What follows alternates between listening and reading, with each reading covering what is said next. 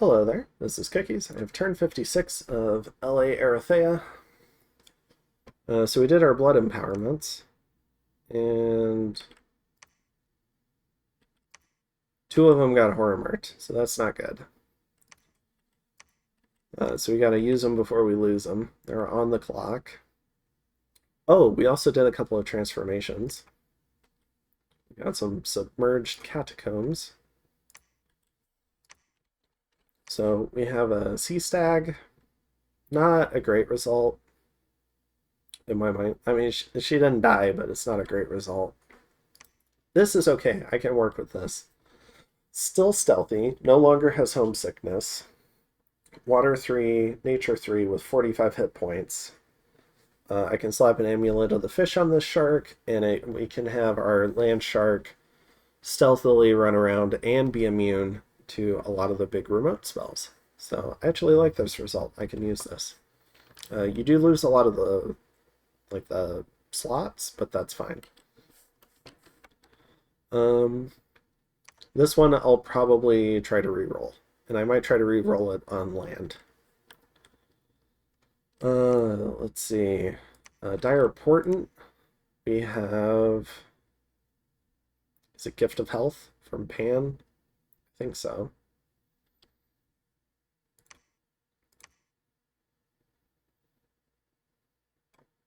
Yep. Gift of Health. Fields of Glowing Algae. Find a nature gem. Very nice. We're doing the remote site searching because right now we're prioritizing mage turns over gems because we want to get... And we're doing a mix, but we're doing some remote site searching, and that's so we can pack more research into a faster time frame. We also got graphs, so I'll look at those in a minute. Pan and Patala fight in Nifl. Sort of the troll raid. Melancholia. Interesting. Okay. So Melancholia just causes people to basically become completely slothful. They don't want to do anything, and sometimes if they fail, I think it's a morale check and an MR check, then they desert, and you just lose the unit along with whatever they're holding. So it can be strong in that regard. It's weak in the regard that it takes 2 checks, and it's also weak in the regard that it affects an army after movement. So if this was aimed at a big army and then it moved, then it misses. So you have to try and predict where an army will be. So I would say it's generally not a strong spell, especially for 20 Earth Gems. Morale check. And then MR check. Pen bonus is not used.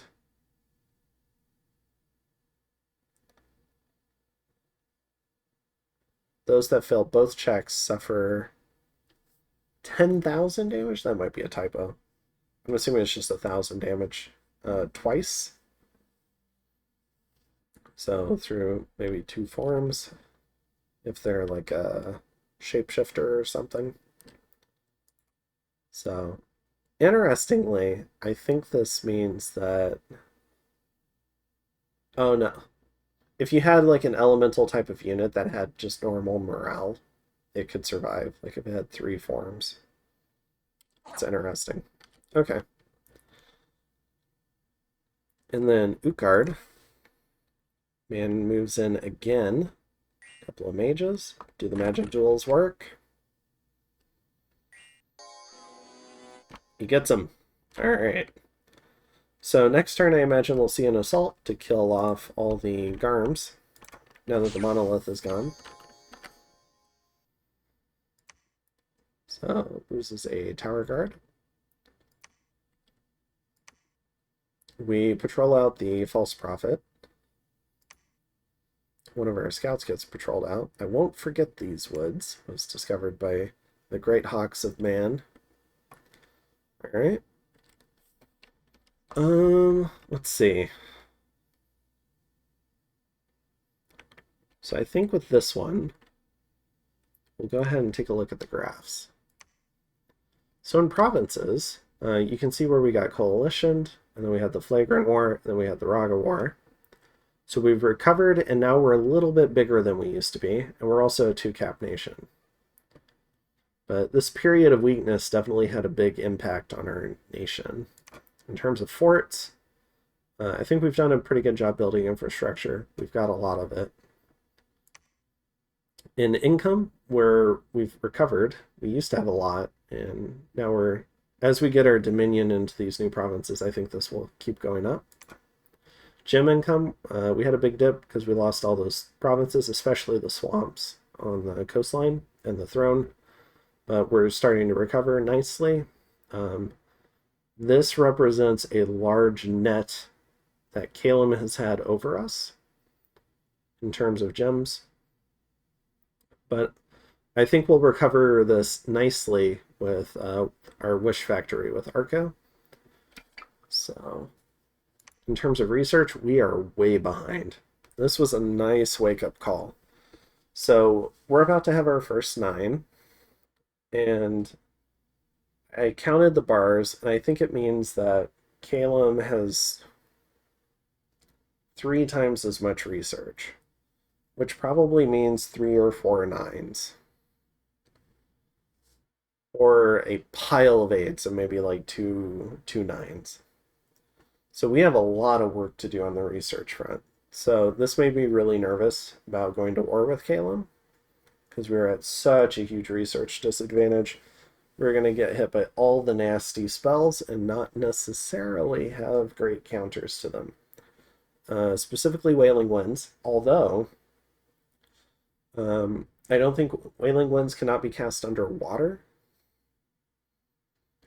So I think all he could do is Rigor Mortis underwater. And I believe we do have access to relief, and if not, we can get it. So I think underwater we could compete fine. Also, the birding effect is a lot weaker underwater. They don't fly underwater. So I think we can compete just fine underwater. On land, it would be really difficult, though. So, and like, even if he brings a lot of water elementals and stuff, there's things we can do against water elementals, even if it's a bunch of opposition spam. So, or we can do, I think there's a spell that'll destroy magic beings on the map. I think we don't have it researched yet, but there's definitely options. We can do opposition spam. We can do things that just slow down the battle a lot. So maybe a bunch of swarm into a bunch of enslaved mind, soul slay spam, just kill the stuff behind the elementals, stuff like that. So I do think we could win underwater, or make it very costly. In Dominion, we're doing great, and we can do better comparatively. In army size, there are a lot of fucking birds. So I think Arco, or no, Calum shared like a screenshot of his empire, and I saw just how many birds were on it, and then having this graph shows me that it's not illusion items. It's just a lot of birds. So that is an impressive number of birds. I really don't want to fight Calum at the moment. All right, and then we have this. And especially, Argo just lost like 150 troops and a really nice mage, which also kind of plays into it. So I think this turn, and this turn we're doing a bunch of Lightless Lanterns. We're also doing Alquills. We're doing more site searching, we're hiring more priests. I think that's most of everything we're doing. We're also starting to mass produce Dwarven Hammers. But now that we have some earth income from the Wish stuff, we're sending this back to Arco.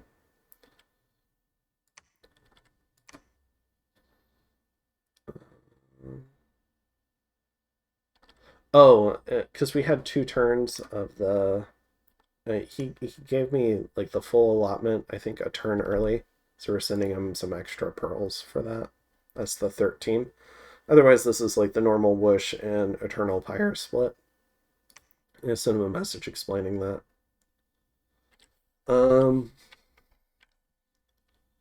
We're doing more site searching, more remote site searching, more manual site searching. We're also moving our armies. The armies are the slow part. We're moving this guy back. We realized we moved him to the wrong province. Moving these guys over, I think I realized that I empowered them in the wrong province. So the Horror Mart guys are moving now. We're gonna go make use of them. This guy's making dowsing rods.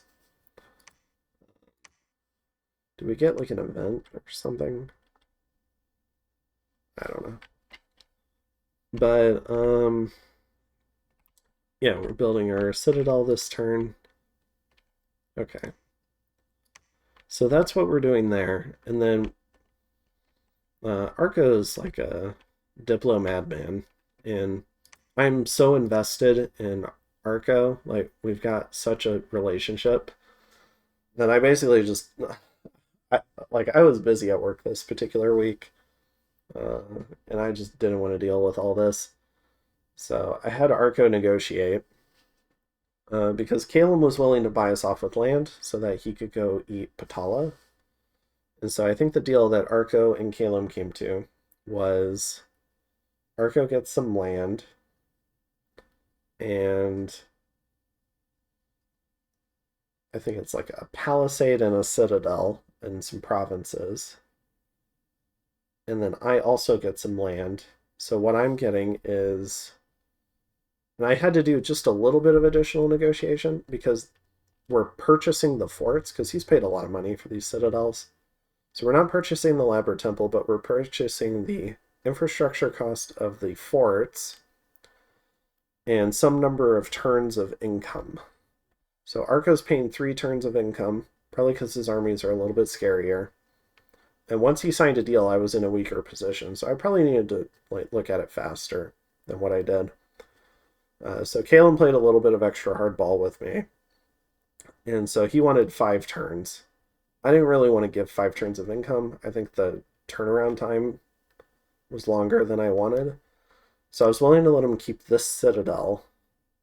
In exchange, I don't have to pay the fort cost for this palisade. And I only have to pay, I think, 4 turns of income, which is a little bit better. So that'll save me some money. It's probably a little bit worse deal for me, but I kind of don't really want a big citadel that he can just bird immediately if we fight. I'm okay with this one because it's kind of like in between my other stuff. And this one's good. And this one's good. But I'm kind of dubious of my ability to hold all 3 of these. And it would take a lot of money out of my pockets. And it would take me longer to kind of like develop that region. So that's kind of the idea there. My armies are still on the way. So it's going to take me a while to make good on this. And he's getting to collect income in the meantime as well. So I do need to be somewhat quick about this. And then Ulm came through and also negotiated or contacted me. And I'm assuming Arco or Caleb already talked to him because these 3 players always know everything that's happening between the 3 of them. So yeah, I have this weird corridor down to this pond, but I think once I get in this pond, I think they're going to find it a little bit harder than maybe they think to kick me out, hopefully. I don't know about the citadels, though. Birds can crack citadels like nobody's business. So this is kind of like a cash infusion to Caleb. But what I'm really excited about is this pond here. And I think I also get this one for when Caleb devours Patala. Ulm came through then, and I think Ulm wanted to be able to empty forts and maybe go fight someone. Because maybe Ulm's seen a lot of my expansion, and Arco's expansion, and Satissa's expansion, and has been turtling for a while, and so I think Ulm wants to go fight someone. So Ulm came to me and asked me for a nap 10. Normally I would never sign something like that, but I'm looking forward to potentially really expanding the Swish Factory with Arco. And so My feeling was I would love to finish the research tree, which could take like 5 to 10 turns. I've already got an app 5 with them. So I would love to plow through all this research, finish researching, potentially break into blood in a light way. I'd love to be able to fully come online with the wish factories. And yeah, so I've been fighting for like 25 turns. So I'm ready for a period of peace. So what this means is I have a nap 3 with Satis. Now, Satis has a large scary army here, but Man's got a large scary army here. So I think that's why this army is here. Could Satis invade me? Absolutely. But we do have a nap 3, so I'd have some warning. Maybe I could organize like a coalition. Arco would be invested in me staying alive. Maybe Man wouldn't want to see Satis grow. Maybe Ulm wouldn't want to see Satis grow. I do think approaching the point where I could do things that could fight Satis. So there is that. I wouldn't be able to just do the Soul Slice spam, that's for sure. So yeah, I actually ended up signing the nap 10. I did negotiate one provision, which is if he's sieging his 7th throne, then that'll cancel the nap and I can intervene, because that indicates probably like a throne rush or he's about to win the game. And you need 8 to win. So just sieging the 7th is the condition.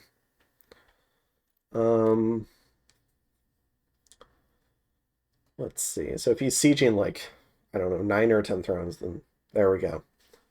All right.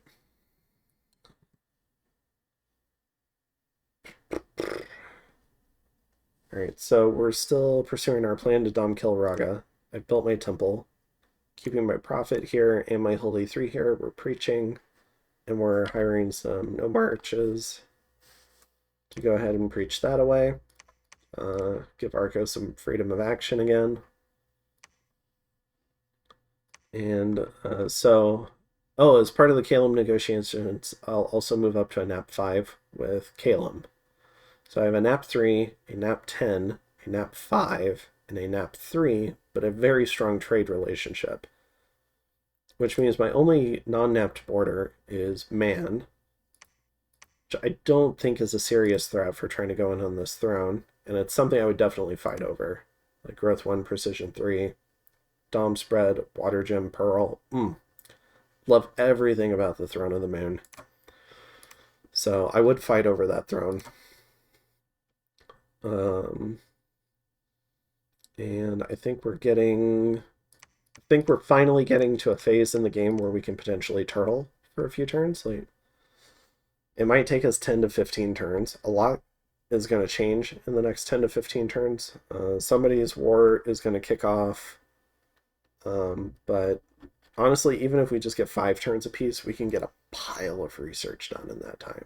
So we're at 2,400 a turn right now, and that's with a lot of mages doing the Clam of Pearls. That's with a lot of mages making Lightless Lanterns. That's with a lot of mages making Alquils. We're also recruiting a lot of mages. So we're recruiting some Siege Chaff mostly. So Mystic. Just trying to get more mages out to hold the lanterns because they're cheaper. So we can get 2 Mystics for the price of a Deducos, even though their upkeep is twice as much. So it's weaker in the long term, but great in the short term. And I think that's it. So yeah, I think we're about to enter a peaceful period. We wrapped up our brief 1-turn war with Arco. We signed that awful peace deal with Ulm. I say awful just because I didn't like losing all this land. We signed that peace deal with Arco and eventually got one of them back, so we only gave up 3 provinces. Forgotten Crypt is really cool, but oh well. And we defeated Flagra, and then we did our part in defeating Raga. So I think we've made a really nice recovery. It's time to get a little bit of turtling in so we can catch up to some of the other players. And I think it's the turn for some of those other players to try and grow. And depending on how they grow is going to determine the game state when we're ready to fight again. So we're going to keep doing our wish farm and try to expand that. So even though we're not looking at growing province-wise, although we're going to get some stuff from Calum, so we're still going to be growing. Even though we're not going to be growing through like in taking someone's land, except for this bit from Calum, we are going to be growing asymmetrically through events, through the wish farming, which is going to be great because that's not going to be on the score graphs, so that's really cool. And Eternal Pyre is still up for now. You can see we're sending a bunch of stuff to Arco. And I think that covers another crazy Diplo turn. So I will go ahead and see you in the next one. Turn 57. Have a good one. Bye.